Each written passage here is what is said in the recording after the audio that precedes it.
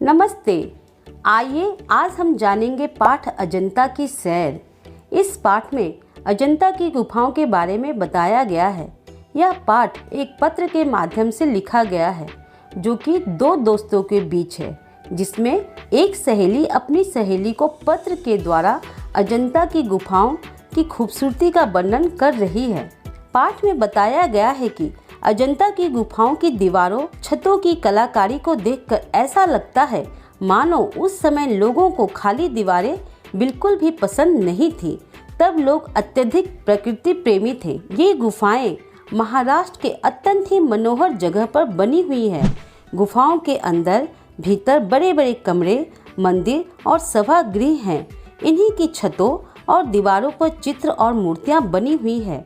ये गुफाएं अलग अलग समय में बनी हुई है। इनमें से कुछ गुफाएं तो 2000 साल पुरानी है तो कुछ लगभग 1600 साल पुरानी हैं। ये गुफाएं अजंता के आसपास के शहरों में रहने वाले धनी व्यापारी तथा किसानों ने उस समय के बौद्ध भिक्षुओं के रहने और उपासना करने के लिए बनवाई थी। इन्हीं गुफाओं में रहकर बौद्ध भिक्षु लोग पढ़ना, ध्यान लगाना आदि करते थे। लेकिन अब प्रश्न यह उठता है कि आखिर अजंता की गुफाओं के अंदर ये अद्भुत चित्र और मूर्तियां किसने बनवाई थी। कुछ लोगों का कहना है कि ये चित्र बौद्ध भिक्षुओं ने बनवाए हैं, तो कुछ का कहना है कि जिन व्यापारियों और किसानों ने ये गुफाएं बनवाई थी, उन्हीं लोगों ने अपनी पसंद के चित्रकारों, शिल्पकारों से इन गुफाओं की सजावट का काम करवाया था। अब यह जानना है कि इन गुफाओं के चित्रों का मुख्य विषय क्या है। इन चित्रों का मुख्य विषय बुद्ध के जीवन से जुड़ी जातक कथाएं और बौद्ध धर्म है। साथ ही साथ चित्र बनाने वालों ने अपने आसपास के जीवन को भी सजीव रूप देना चाहते थे। इसलिए उन लोगों ने जंगल, जानवर, लोग, राजा रानी आदि को बखूबी चित्रित करने की कोशिश की। इन चित्रों को देखने से हमें उस समय के लोगों का रहन सहन, पहनावा, हाव भाव आदि का भी पता चलता है। इतना ही नहीं, पाठ में यह भी बताया गया है कि अजंता की गुफाओं में बने चित्रों के जो रंग हैं वे खनिजों से बनाए गए हैं। लाल रंग के लिए गेरू, पीले रंग के लिए प्योढ़ी पीला पत्थर और सफ़ेद रंग के लिए चूने का प्रयोग किया गया था। इन्हें पीसकर गोंद के साथ मिलाकर तैयार किया जाता था। नीले रंग के लिए लेपिज लजुली नाम के पत्थर का उपयोग किया जाता था। यह पत्थर अफगानिस्तान से मंगवाया जाता था। इन गुफाओं में सबसे ज़्यादा हरे रंग का प्रयोग हुआ है।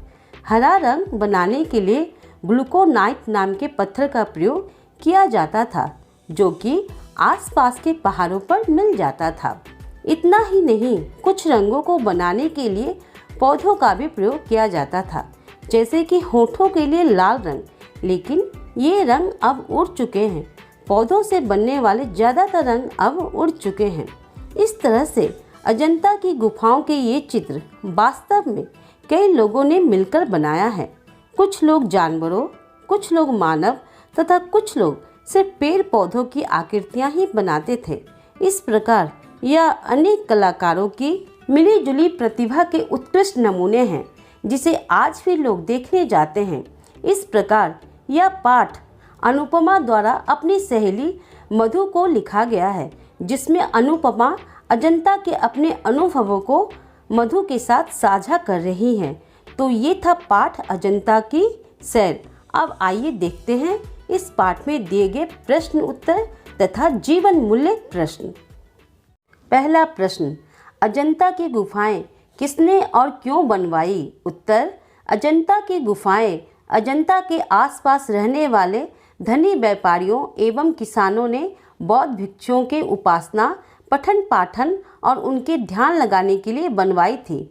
प्रश्न नंबर 2, अजंता के चित्रों में नजर आने वाले रंग इतने दिनों तक कैसे टिक पाए?